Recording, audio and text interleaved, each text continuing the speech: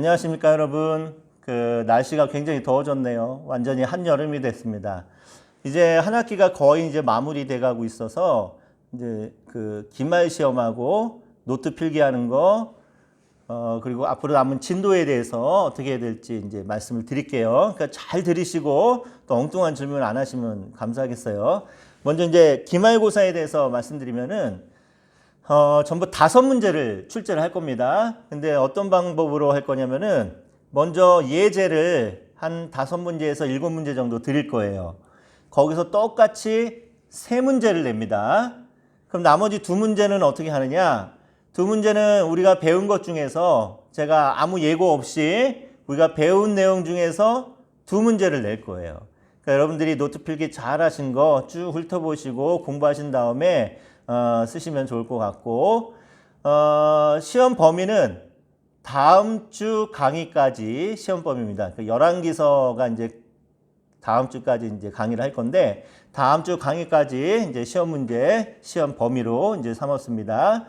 그리고 29일, 30일, 마지막 주일이죠. 마지막 주간. 그날이 이제 종강인데, 그날은 그냥 시험만 볼게요. 원래는 시험 보고 주중에 여러분들 편하신 시간에 강의 이제 시청하게 하려고 했는데, 그날은 그냥 시험만 보도록 하겠습니다. 그 주간에는 수업 없고 강의하지 않겠어요. 그러면은 그 다음 이제 진도는 어떻게 하느냐?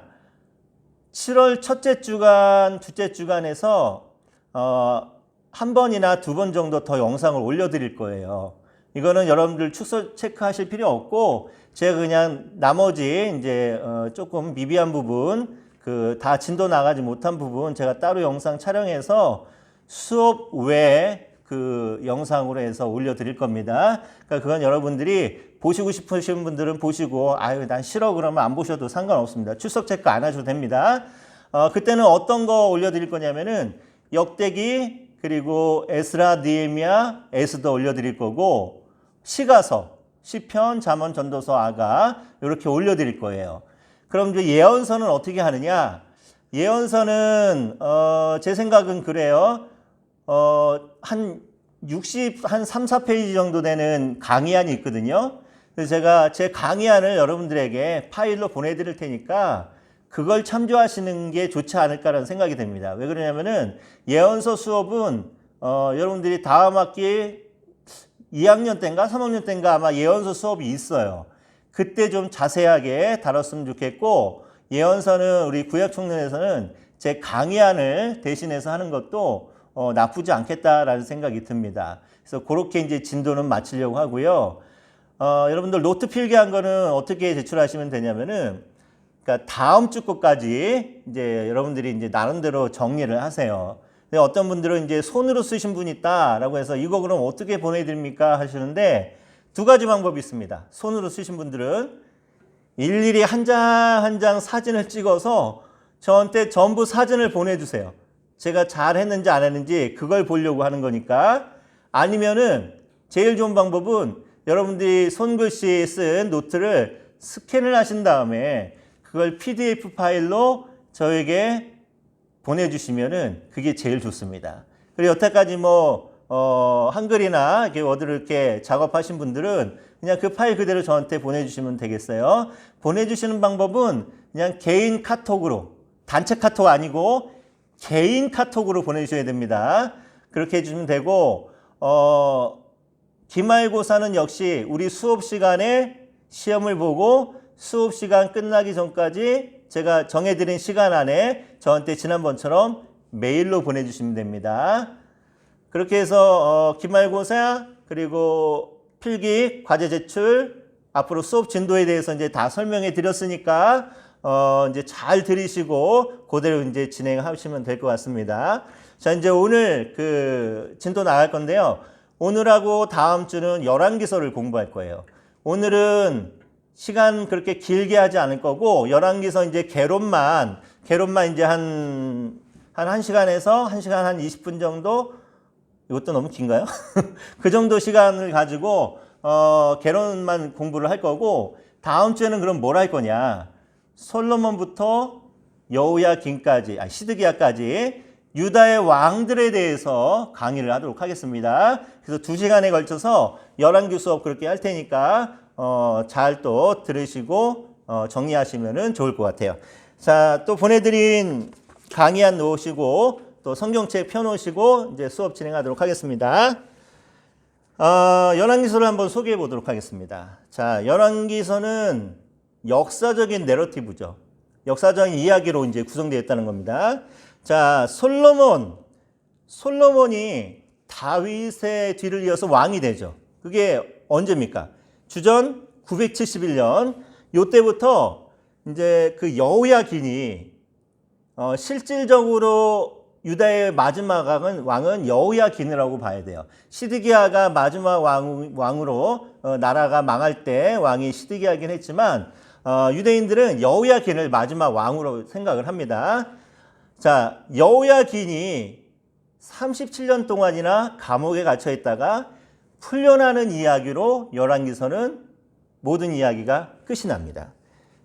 그때가 언제입니까? 주전 560년. 요때까지의 이제 이야기를 기록해 놓은 책이 바로 열왕기서예요. 저자는 이제 열왕기 기록을 통해서 독자들의 삶과 가치관을 바꾸려고 하는 그런 의도를 갖고 있어요. 자, 이런 차원에서 열왕기는 세 가지 성격을 가지고 있습니다.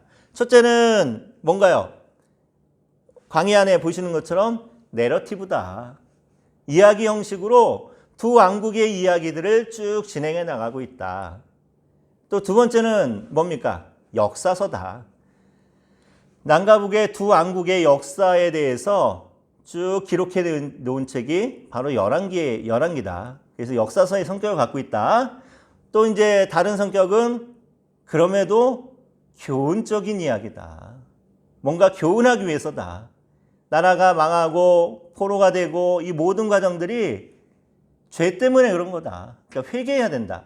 율법을 지켜야 된다라고 하는 그런 교훈적인 성격을 가지고 있다라고 이제 보고 있습니다. 저자와 저자 연대를 보시면은 탈무드에서는 주로 누구를 열왕기의 저자로 보냐면은 예레미야를 열왕기의 이제 저자로 보고 있어요. 그 이유는 뭐냐면은 그 열왕기야 24장 18절에서 25장 30절이 예레미야서 52장에 그대로 인용이 됩니다. 그래서 이걸 봤을 때 아마 예레미야가 열왕기서를 기록하지 않았겠는가라고 생각을 합니다. 자, 이 내용은 어떤 내용인가요?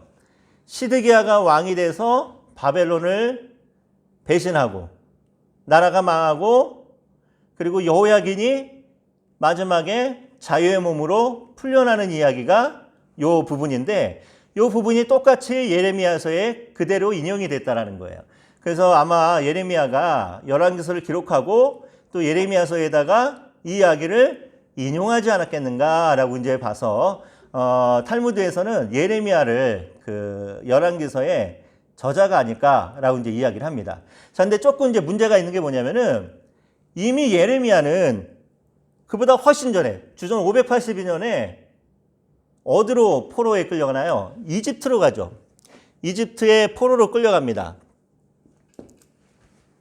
그리고 이제 요걸 생각했을 때 열왕기서는 언제 기록이 됐다, 언제 편집이 됐다라고 생각되냐면은 여호야긴이 석방되고 난 그 다음, 그러니까 주전 한 550년 경에 이제 최종 기록이나 편집됐다라고 생각되는데 그걸 봤을 때 예레미야가 열왕기서를 기록했다라는 것은 다소 무리가 있지 않느냐라고 이제 보는 게 요즘 학자들의 이제 대부분 그 주장입니다. 그래서 대부분 학자들은 여호야긴이 바벨론 감옥에서 풀려난 560년에서 550년 사이에 최종적으로 기록되거나 편집되었을 것이다 라고 이제 추측을 하고 있어요. 여기에 대해서 이제 노트는 뭐라고 얘기하냐면은 마틴 노트는 열왕기에 대해서 어떻게 이야기하고 있냐면은 열왕기뿐만이 아니라 여호수아, 사사기, 사무엘서 또 열왕기서까지 전부 다 해서 한 사람의 저자나 아니면 같은 학파의 사람들이 이것을 다 기록하지 않았겠는가라고 이제 추정을 합니다. 그래서 이 사람들을 뭐라고 부른다고 그랬죠? 신명기적 사가. 신명기의 신학에 영향을 받은 어떤 사람이나 어떤 학파가 아마 그 뒤에 나오는 여호수아부터 열왕기까지 아마 같은 저자나 같은 학파의 사람들이 기록하지 않았을까라고 이제 추측을 합니다. 신명기적 사가, 신명기적 신학이라는 게 뭘까요? 신명기에서 제일 중요하게 생각하는 게 뭐예요? 이스라엘 백성들이 하나님의 율법을 잘 지키면은 어떻게 돼요? 하나님이 약속하신 축복의 땅에서 천년 만년 행복하게 사는 거야. 근데 이스라엘 백성들이 하나님의 율법을 지키지 않습니다. 죄를 지으면 어떻게 된다고 합니까? 그 땅에서 쫓겨나서 다른 나라에 포로로 끌려가게 될 것이다. 하지만 그럼에도 불구하고 다시 회개하고 돌아온다면 하나님께서 다시 그들을 약속의 땅으로 인도해 주실 것이다 라는 것이 신명기적 사가의 그 신학입니다. 그래서 아마 노트는 그 신명기 사가의 신학에 영향을 받은 어떤 사람이 같은 사람이나 같은 학파의 사람이 그 신명기부터 열왕기까지를 다 기록하지 않았겠느냐 이렇게 이제 주장을 합니다. 다른 책들과의 관계는 어떻게 보나요? 열왕기서와 다른 구약의 책들. 먼저 사무엘서를 한번 볼게요. 가장 가까이 있는 사무엘서는 내용적으로 봤을 때 열왕기서하고 계속해서 연결되는 부분들이 많이 있습니다. 그래서 사무엘서와 열왕기서를 하나의 같은 작품으로 이제 보는 것이 좋지 않을까라는 그런 생각이 들어요. 그렇다면은 오경과의 관계는 어떤가요? 오경 중에서도 특히 신명기. 조금 전에 설명한 것처럼 신명기적인 신학이 열왕기서 곳곳에 등장을 합니다. 그래서 신명기하고도 굉장히 깊은 이제 관련이 있고 선지서들, 예언서들하고는 또 어떤 관계가 있나요? 열왕기서가 각 선지서들의 시대적인 배경을 제공하죠. 예레미야는 뭐 유다의 어느 왕 때 뭐 이런 식으로 해서 그래서 열왕기서를 공부하고 열왕기서를 해석해 나갈 때는 구약 성경 전체를 함께 볼 수 있는 눈이 필요하다. 그래서 구약 성경 전체를 염두에 두고 열왕기서를 공부하고 해석해 나가는 것이 바람직하다라고 이제 볼 수가 있습니다. 자, 열왕기서 저장 목적은 또 뭔가요? 일단은 열왕기서는 이스라엘 두 왕국의 역사하고 두 왕국의 그 왕들의 업적과 또 성공과 실패에 대해서 이제 기록을 하고 있죠. 그래서 여기에 대해서 이제 반세터스라고 하는 학자가 있습니다. 반세터스. 이 사람은 뭐라고 얘기를 하냐면은 두 왕국이 그 자신들의 과거를 정리하기 위해서 열왕기서를 기록했다 누군가가 이렇게 이제 주장을 합니다. 그런가 하면 이제 마틴 노트는 이제 뭐라고 얘기하냐면은 이미 바벨론에 포로로 끌려와 있는 이스라엘 백성들이 궁금증을 가졌다는 거예요. 어떤 궁금증을 가졌냐면은 왜라고 하는 어떤 왜일까요? 왜 영원하리라고 하던 다윗의 나라가 멸망을 했을까? 그리고 우리가 이렇게 남의 나라에 포로로 끌려와서 살게 됐을까? 도대체 왜 그랬을까에 대한 신학적인 답을 제공해 주기 위해서 열왕기서가 기록되었다라고 이제 주장을 합니다. 그 신학적인 답이 뭡니까? 이스라엘의 하나님이 약해서가 아니라 바로 이스라엘 백성들이 하나님의 율법을 지키지 않아서 그랬다. 이스라엘의 조상들과 현재 포로로 끌려와 있는 이스라엘 백성들의 죄 때문에 그래서 이런 비참한 역사가 진행되게 됐다라는 것을 그런 신학적인 답을 주기 위해서 열왕기서가 이제 기록되었다라고 이제 주장을 합니다. 근데 주목할 점이 있어요. 뭐냐면 열왕기서에서는 뭐 이스라엘의 과거에 대해서도 이야기 나오고 또 뭐가 나옵니까? 이제 그 회개의 필요성에 대해서 나오죠. 회개해야지 다시 하나님께서 회복시키고 돌아갈 수 있다. 또 현재의 고난을 바라보면서 미래에 대한 소망의 메시지가 이제 주를 이루고 있습니다. 그래서 이스라엘 왕들의 죄를 이제 자세하게 이제 기록하면서 이제 포로로 끌려온 그 백성들에게 뭘 요구하는 걸까요? 회개하라. 다시는 범죄하지 말고 회개하고 하나님께로 돌아가라라는 것을 말하고 있다라는 겁니다. 또 이스라엘이 진짜 진심으로 회개하고 돌아간다면은 하나님께서 구원의 손길을 베풀어 주신다. 그러니까 이스라엘 백성들이 살 길은 뭐밖에 없다라는 거예요. 회개밖에 없다라고 열왕기서의 기록 목적, 저장 목적에 대해서 회개의 중요성에 대해서 이야기합니다. 대표적인 예로 뭘 들 수 있을까요? 열왕기상 21장을 한번 볼게요. 21장, 열왕기상 21장에 어떤 일이 벌어지고 있는가? 열왕기상 21장. 자, 21장은 뭐에 대한 얘기입니까? 나봇의 포도원 사건 이야기죠. 그렇죠? 나봇의 포도원 사건. 다 아는 이야기라고 제가 믿고 싶은데 혹시라도 또 모르는 분들도 있을 것 같아서 나봇의 포도원 사건 간단하게 얘기합니다. 북이스라엘의 왕이었던 아합 왕, 이스라엘 역사상 가장 악한 왕이라고 평가받는 아합이라는 왕이 있는데 이 아합 왕이 하루는 자기 궁전을 이렇게 돌아다니고 있다 보니까 자기 왕궁 옆에 이제 딱 달라붙어 있는 포도원을 하나 발견합니다. 그래서 그 포도원을 보면서 저기다가 내 나물밭을 좀 만들면 좋겠는데 라는 생각을 했던 거예요. 뭐 이제 쉽게 표현하면은 저기다 상추 좀 심고 뭐 깻잎도 심고 뭐 여러 가지 채소 심어 갖고 나중에 삼겹살 구워 먹을 때 쌈으로 해 먹을까? 막 이런 생각을 했다는 거죠. 자, 그런데 가만히 보니까 이게 누구 것인가 보니까 나봇이라는 사람의 포도원입니다.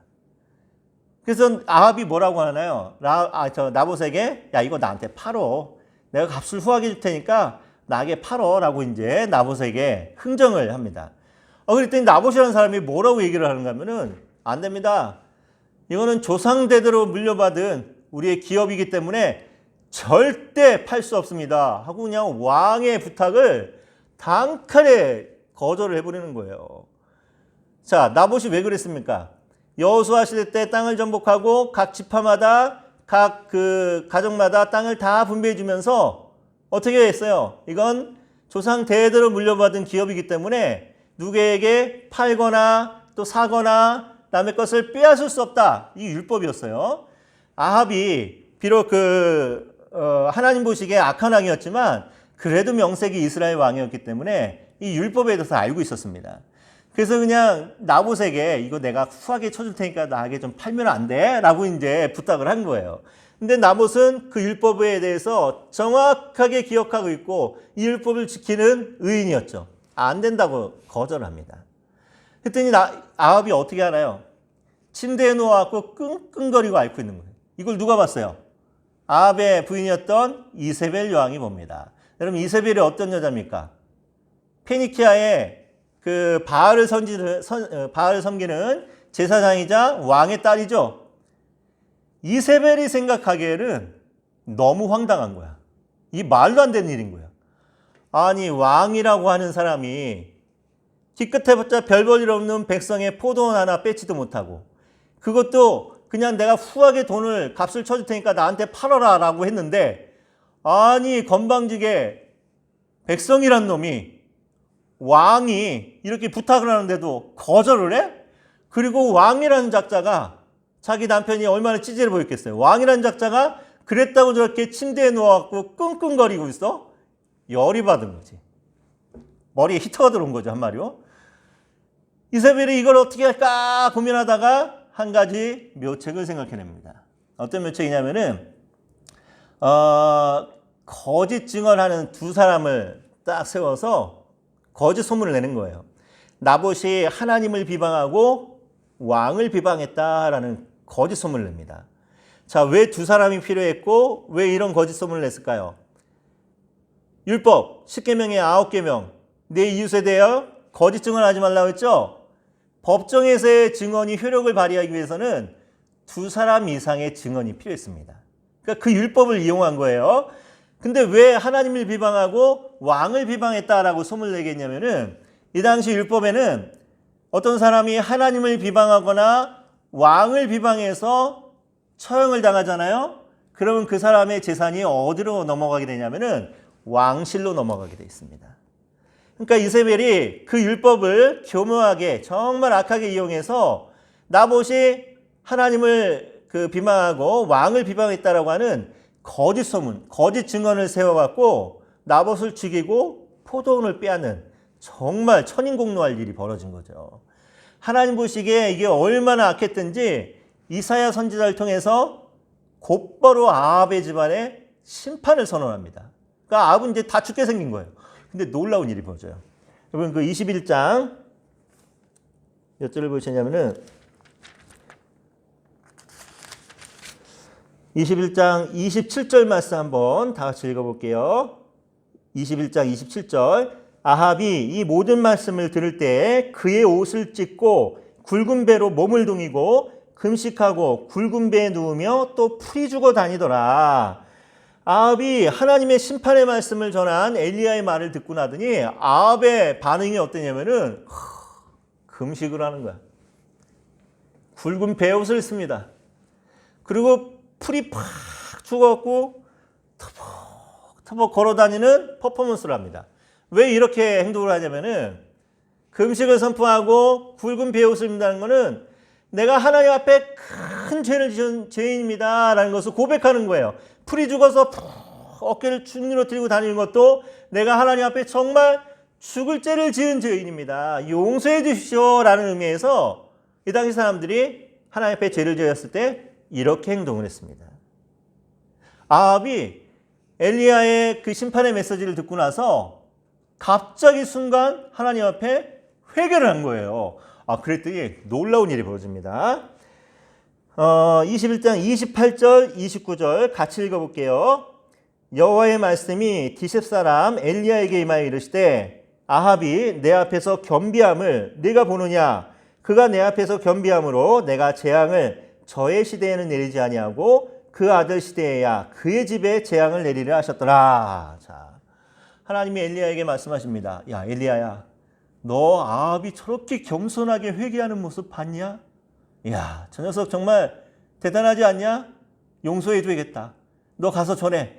내가 아합의 때는 네가 회개하는 모습을 보고 내가 너에게는 이런 재앙을 내리지 않고 네 아들 때에 가서 내가 재앙을 내리겠다라고 다시 가서 심판을 전해라 라고 얘기를 하십니다.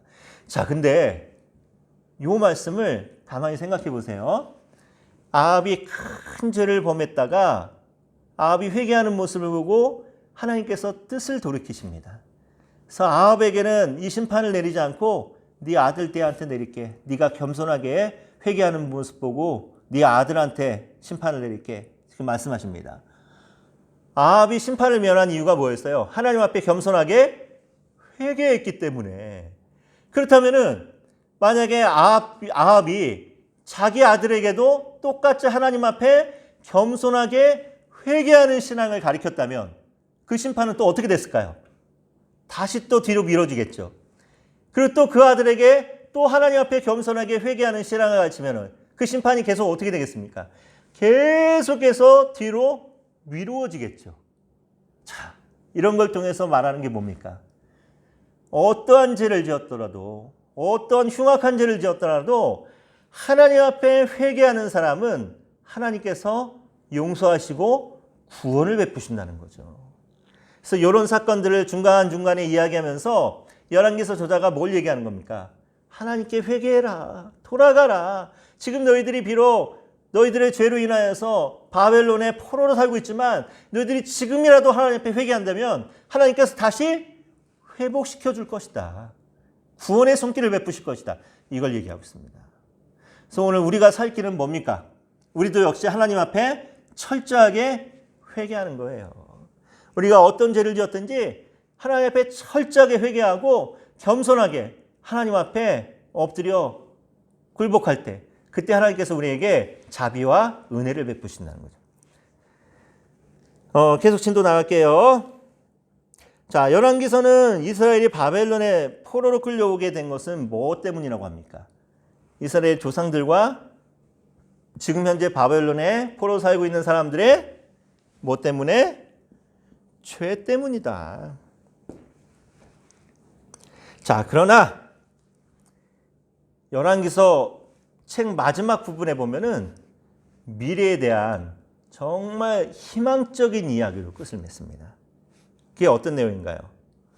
여호야긴이 유다의 마지막 왕이라고 할 수 있는 여호야긴이 37년간의 포로 생활에서 감옥에서 풀려나서 자유의 신분이 되는 그런 내용으로 끝을 맺습니다.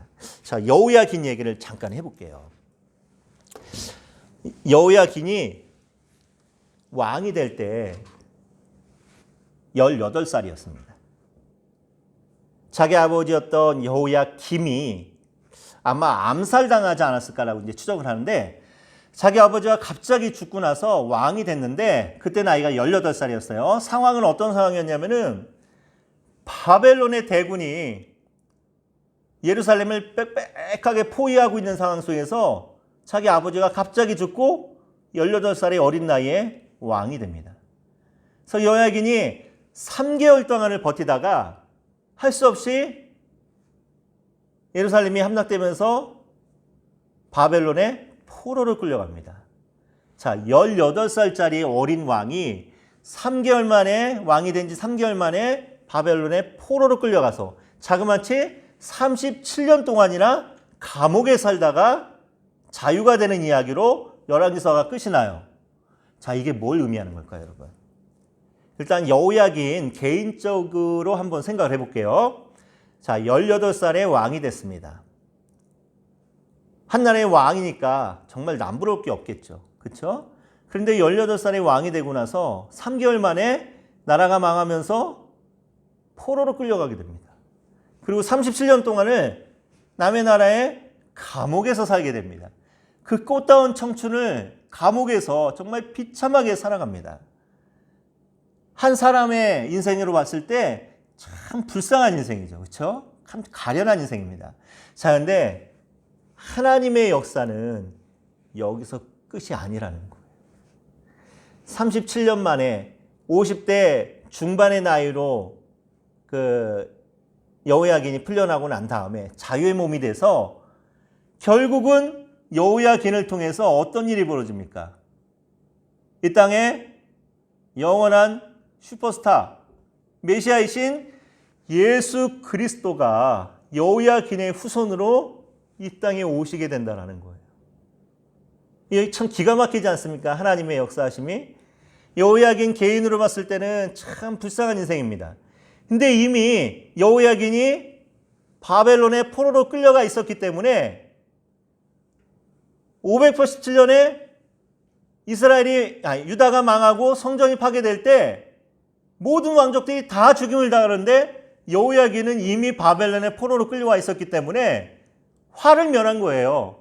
그래서 여호야긴은 나머지 비록 37년 동안 감옥에서 살긴 하지만 다시 자유의 몸이 되어서 여호야긴을 통하여서 스룹바벨이 태어나고 그 이후에 예수님이 이 땅에 오셔서 우리의 구원자 메시아로 이 땅에 오시게 된다는 거예요. 그러니까 하나님의 역사는 끝난 게 끝이 아닙니다. 여러분, 사람들은 여러 가지 어려움, 아주 큰 어려움을 만나면은 이 인생 끝났다고 생각합니다. 중병에 걸렸어요, 어떤 사람이. 막 암 말기라고 이제 판정을 받으면은 여기서 내 생명은 끝났구나, 이렇게 생각합니다. 아주 큰 실패를 합니다. 그럼 뭐라고 생각합니까? 내 인생은 여기서 망했구나, 끝났구나 생각합니다. 뭐 사랑하는 사람을 잃거나 큰 고통에 빠졌을 때 나에게는 이제 더 이상 소망이 없구나, 끝났구나 라고 생각합니다. 근데 우리가 끝났다라고 생각하는 바로 그 순간이 하나님께서 계획하신 새로운 역사가 시작하는 그 시작이 바로 그때라는 거예요.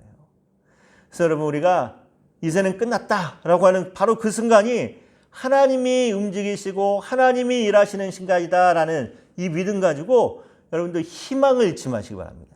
앞으로 사역하면서도 얼마나 어렵고 힘든 일이 많겠어요. 하지만 그때마다 정말 이게 끝인가? 라고 생각할 때마다 다시 일하시는, 그때부터 역사하시는 하나님의 역사하심과 하나님의 계획하신 그 놀라운 역사를 바라보시면서 여러분들 소망을 잃지 마시기 바랍니다.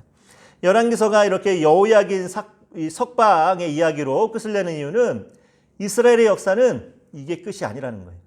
하나님께서 다시 예비하신 회복의 날들이 있고 하나님이 준비하신 영광의 날들이 있다. 하나님이 다시 회복시키실 것이다. 부흥시키실 것이다. 라는 메시지를 열왕기서 끝에 여호야긴이 석방되는 이 사건을 통해서 이야기하고 있습니다.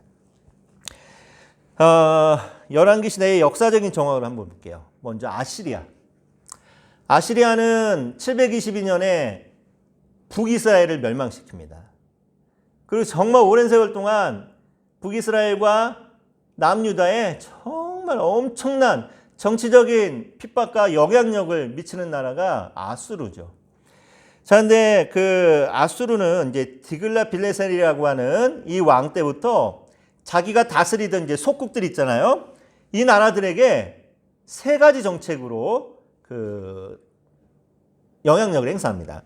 자, 첫 번째는 어떤 단계가 있냐면은 자기가 정복한 나라를 자신의 속국으로 삼는 거예요. 속국으로 삼는 게 뭐냐면은 그냥 그 나라의 왕이라든가 왕조를 그대로 인정을 해줍니다. 그러면서 뭘 받냐면은 조공내나 조공을 받아갑니다. 그리고 혹시 아시리아가 다른 나라와 전쟁을 하게 되면은 야, 용병 보내, 지원군 보내, 그 나라의 군대를 가져갑니다. 그렇게 말 잘 들으면은 정치적인 자율권도 인정해주고 크게 간섭을 하지 않습니다. 이게 첫 번째 단계예요. 근데 두 번째 단계는 뭐냐면은 이렇게 속국으로 삼았던 나라가 처음 배신을 때리는 경우예요. 첫 번째 배신을 하면은 이제 그때는 조금 이제 지배가 강해집니다. 왕을 폐위를 시켜요. 그리고 아시리아의 말을 잘 듣는 새로운 왕을 세웁니다. 말 잘 듣는 왕을 세웁니다. 그리고 조공이라든가 전쟁이 났을 때 동원되는 군인의 숫자를 대폭 늘립니다. 자, 그러고 나서 세 번째 단계는 뭐냐면은 한 번 배신했던 나라가 또 배신을 하는 거예요, 자꾸. 그럼 이제 어떻게 해버리냐면은 아예 왕을 없애버려. 없애버려갖고, 자치권을 뺏어버리는 거예요. 그래서 다른 나라, 다른 지배국의 지도층을 이쪽으로 이주시키고, 이쪽에 있는 지도층, 상류층들은 다른 나라로 보내갖고, 국제결혼을 막 시킵니다. 왜? 민족의 정체성을 말살하기 위해서. 그래서 사마리아에 그 북이스라엘의 수도였던 사마리아에 자기네가 정복했던 다른 나라의 상류층들을 다 이주시키고 사마리아에 살던 북이스라엘의 상류층들은 또 다른 나라로 뿔뿔이 흩어놓고 하면서 혼혈민족이 되는 거예요. 그래서 예수님 시대 때 사마리아인들을 왜 경멸합니까? 바로 이 시대적 배경 속에서 이방인들과 피가 섞인 혼혈민족이다라고 해서 예수님 시대 때 사마리아 사람들을 굉장히 경멸하고 멸시를 하는 배경이 바로 그거죠. 자, 이런 세 단계를 거치면서 아시리아는 정말 자기 지배국에 대해서 말을 안 들으면 정말 혹독하게 그 영향력을 행사합니다. 그리고 또 다른 나라가 있죠. 바벨론의 정책은 어땠나요? 바벨론은 상대적으로 굉장히 관대한 정책을 펴니다. 뭐 국제결혼도 강제로 시키지 않습니다. 그리고 정치적인 자율권도, 그러니까 포로를 끌고 온 사람들에 대해서 자유로움도 허락해주고 능력 있는 사람들은 고위 관리로도 사용을 합니다. 대표적으로 누가 있나요? 다니엘과 세 친구들, 그렇죠? 그리고 재산권도 인정을 해주고 하면서 바벨론의 이 그 지배국가의 정책은 굉장히 관대한 정책을 펴나갑니다. 자, 남북 이스라엘의 그 주변 국가의 상황은 이렇게 아시리아와 바벨론의 상황을 빼놓고 볼 수가 없어요. 그렇다면 유다나 북왕국의 상황은 어땠나요?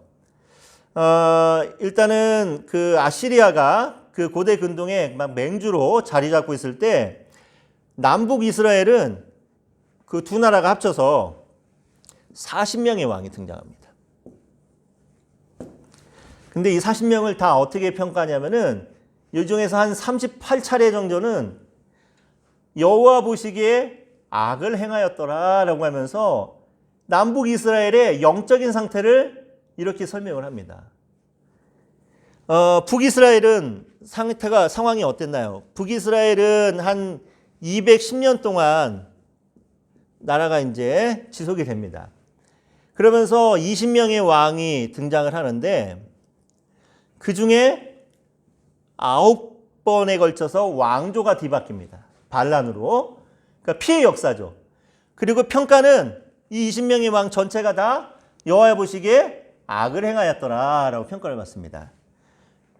남유다는 상황이 어땠나요? 남유다는 북이스라엘보다는 훨씬 오랜 세월을 보내죠. 약 345년의 역사를 갖고 있는데 똑같이 20명의 왕이 등장을 합니다. 그 중에서 한 8명 정도는 선한 왕으로 평가받죠. 어떤 왕?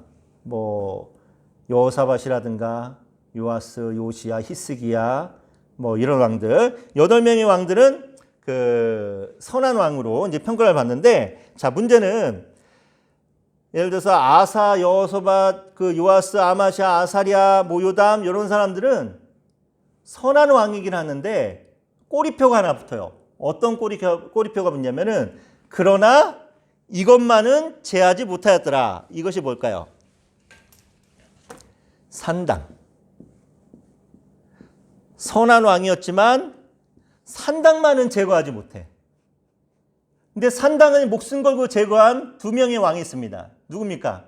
히스기야하고 요시야. 요 둘만은 산당을 철저하게 파괴를 합니다. 자, 그렇다면은 왜 선한 왕이었던 이 사람들도 산당을 제거하지 못하는 이유는 뭘까요? 산당을 제거하지 못하는 이유. 이유는 하나. 민심 때문에. 백성들의 마음을 사로잡아야 돼. 왜냐면은 이 당시에는 지방의 곳곳에 산당들이 드글드글했습니다. 그래서 그 지역에 사는 그 마을에 사는 사람들은 그 산당에다 제사하고 산당에서 종교적인 활동을 합니다. 우상을 섬기면서. 그 만약에 산당을 제거해 버린다면은 그 지역의 사람들의 민심을 잃어버리는 거예요. 그러니까 정말 하나님 보시기에 선한 일을 한 하나님 보시기에 좋은 신앙을 가진 왕들도 어지간해서는 산당을 건드리지 못하는 거예요. 그렇다면 히스기야나 요시야 같은 왕이 산당을 제거했다는 것은 어떤 의미를 갖고 있나요? 정말 목숨 걸고 믿음을 지키겠다는 의지죠. 목숨 걸고 나를 비롯해서 온 이스라엘, 우리 온 유다의 백성들이 하나님을 향한 믿음으로 나아가겠다. 중앙성소, 이스라엘 성전을 중심으로 하나님 앞으로 나아가겠다라는 믿음의 표현이었습니다. 그래서 산당이 그래서 이스라엘 왕 중에서도 최고의 왕이냐 아니면 조금 최고의 왕이냐 요걸 기준하는 또 기준점이 바로 산당을 제거했느냐 산당을 없애지 못했느냐 이제 요게 또 중요한 그 위치를 차지합니다. 그래서 열왕기 저자는 뭘 얘기하고 싶은 거냐면은 예루살렘 성전을 중심으로 중앙성소를 중심으로 하나님 앞에 올바른 예배와 신앙을 가지고 살아가는 것에 대해서 굉장히 강조를 많이 합니다. 자, 그렇다면 열왕기서 신학을 한번 짚어볼게요. 자, 열왕기서는 이제 하나님 나라와 다윗의 나라가 어떤 연관성이 있는가 이것을 이제 보여주고 있는 책이죠. 자, 하나님이 원하신 건 뭡니까? 다윗의 나라가 이 땅에서 하나님 나라의 모형으로서 정말 하나님 앞에 귀하게 쓰임받는 나라가 되길 원하셨죠. 근데 현실은 그렇지 못했습니다. 사무엘상 22장에 이제 나타나는 다윗의 여러 가지 이미지들이 있어요. 의로운 자다, 하나님 앞에 온전한 자다, 또 법과 규례를 지킨 자다. 자, 이런 표현들이 똑같이 열왕기서에서도 어떤 왕들을 평가할 때 이런 기준들이 계속 제시가 됩니다. 그래서 모든 왕들은 이제 그 행정 능력이나 뭐 군사적인 뭐 능력 이런 걸로 평가받는 게 아니라 누구와 같이 다윗과 같이 하나님의 법도와 규례